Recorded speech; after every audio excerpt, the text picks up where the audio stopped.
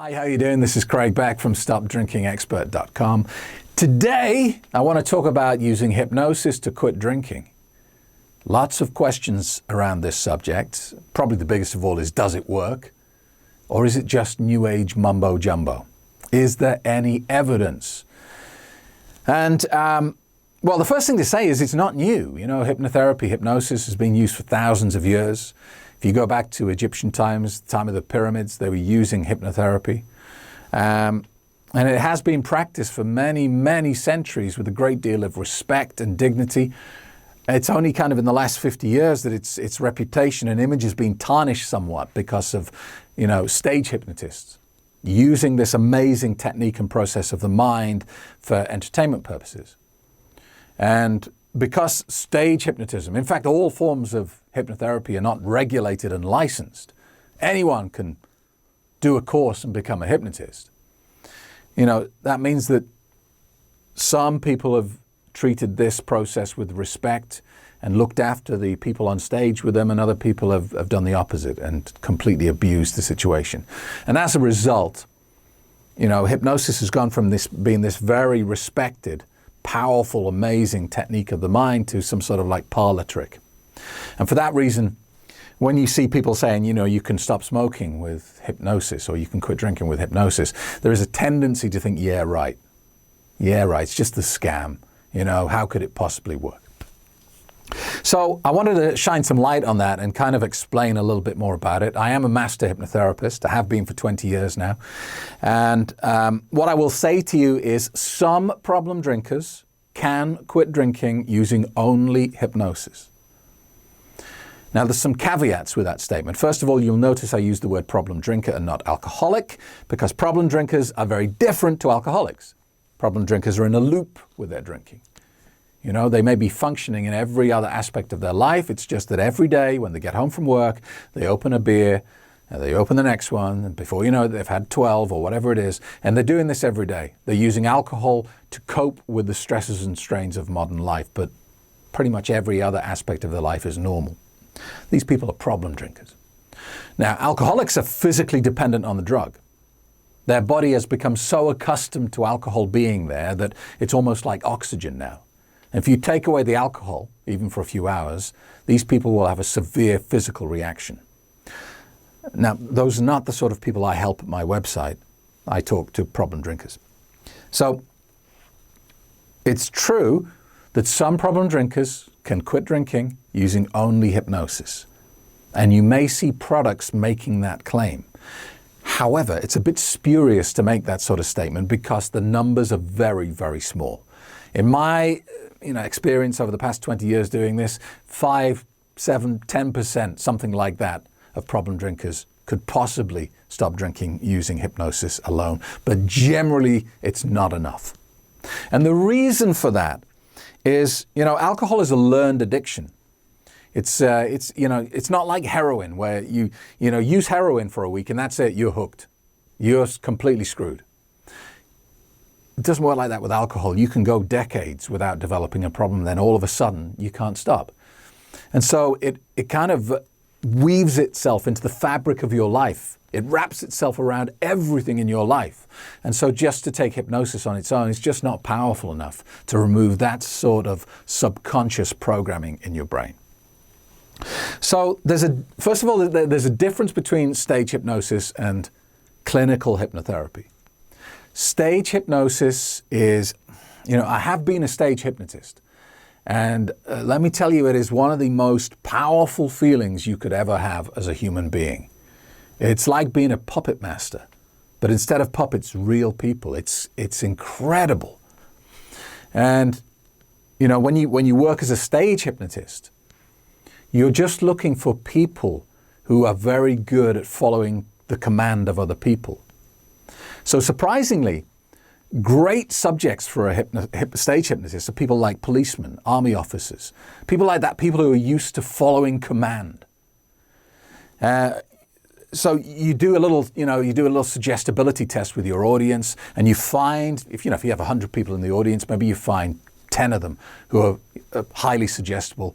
They're open to taking commands from another person. And then you bring them on the stage and then you work with that. But it's actually, it's quite an aggressive technique. It's a form of bullying, really. You're manipulating other people. And that is not what hypnotherapy is about. Clinical hypnosis is about a form of relaxation. It's not about being in that zombified state that, you see in Scooby-Doo, where your eyes spin around and you will do anything he says. It's not like that at all. You're completely aware of everything going on. Sometimes I get people at boot camp, or they download one of my hypnosis tracks from Audible or iTunes, and they email me and they say, but it didn't work for me, Craig. And I say, well, how do you know it didn't work? And they say, well, I could hear everything. I could hear the cars going past the window. I could hear the kids downstairs making a noise. And so, I wasn't in a trance. And that's part of the misconception that hypnosis is the same as sleep, that you should come around from hypnosis and be like, oh my God, what happened? Where was I? Tell me, what did I say?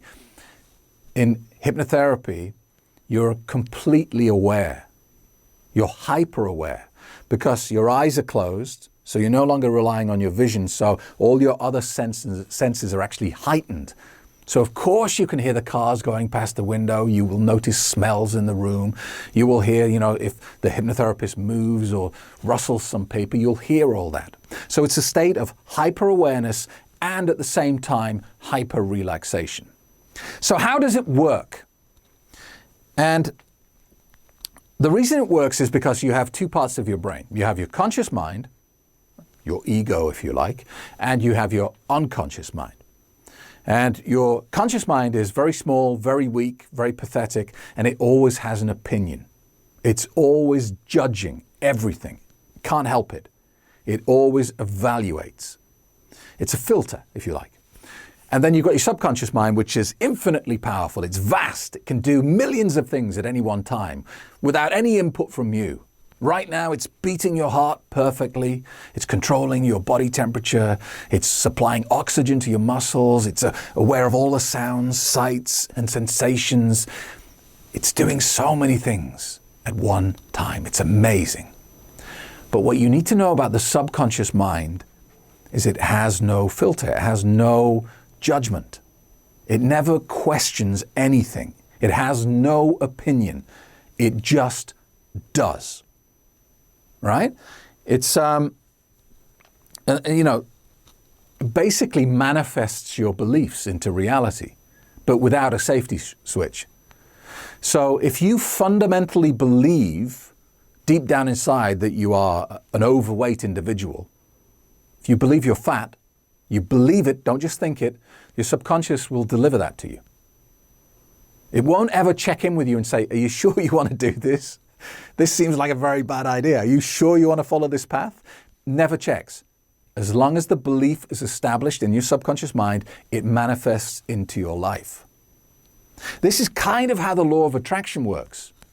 You buy the book The Secret, and they'll dress it up and they'll sprinkle it with fairy dust, and they'll tell you that there's some hidden secret, mystical being who's going to grant all your wishes if you just do a certain thing. The truth is, it's pure conscious versus subconscious mind. If you fundamentally believe, not just think, not just affirm, but believe that you are super wealthy and rich, your subconscious will deliver that to you. So the way this works for making changes in your life, like losing weight, stopping smoking, and quitting drinking, is, as your hypnotherapist, what I want to do is I want to talk to the part of your mind that doesn't question what I'm saying. Because if I talk to you now in this video or in this podcast, depending on how you're consuming this, right now you are listening with your conscious mind. You are judging me. I'm saying things now, and some of the things I'm saying, you'll say, yeah, okay, that makes sense. I buy that, Craig. And perhaps I'll say other things that you'll go, no, that's garbage. Absolute nonsense, Craig. What are you talking about? And you'll throw it away. People will like this video on YouTube or dislike it, thumbs up or thumbs down, based on what their conscious mind says about it. It's a judgment. All right? Now, if I stand here and talk to you about your drinking and I say to you, you can stop drinking easily, you'll have an opinion on that. You'll either say, no, I can't, or I've tried, Craig, I can't, I really can't, or you'll have some unique opinion of your own, which will stop that command going any further. It'll just get to your conscious mind, the filter, and stop dead.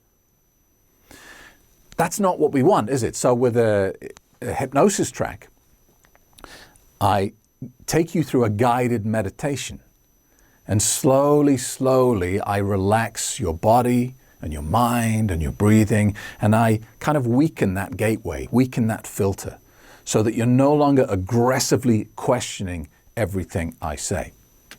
So hypnosis is a bit like, it's like a mailman trying to deliver some mail to your house, and you've got a guard dog there, and he can't get to the mailbox unless he gets rid of the guard dog. And the trance induction state of hypnosis is that process. It's like throwing a steak to the guard dog so I can sneak past and get the mail to where it needs to go. Once your guard dog is sedated and you are no longer aggressively judging what I'm saying, I can communicate directly with your subconscious mind. And so I can go into your subconscious and I can say things like, alcohol is disgusting to you. Alcohol is abhorrent to you. You love being sober.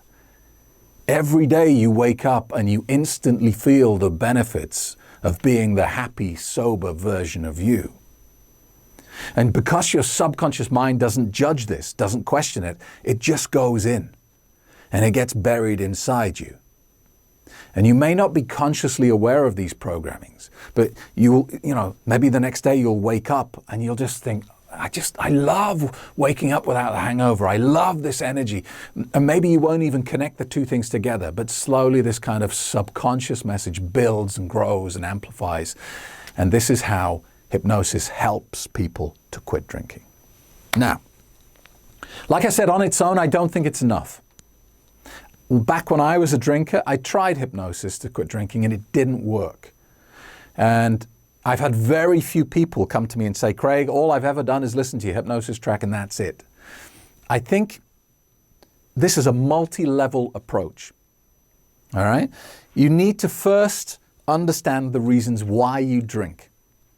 Then you need to understand that each one of those reasons is a house built on sand with no foundation. It is based on an illusion. Now you could say to me, Craig, I need alcohol to de-stress at the end of the day.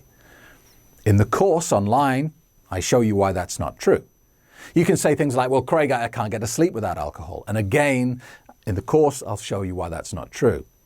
And it's a bit like, having a magic trick explained to you. And once you understand how the trick is done, you can no longer call it magic.